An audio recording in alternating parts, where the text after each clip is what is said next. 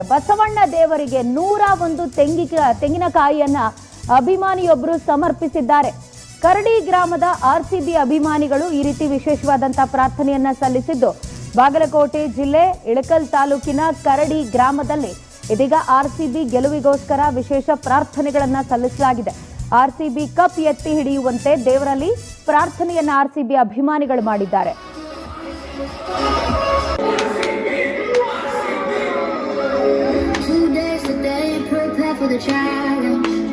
ದೊಡ್ಡದು ಸ್ವಾಮಿ ಮಹಿಮೆ ದೊಡ್ಡದು, ಕರಂಡಪುರ ಕರಡಿ.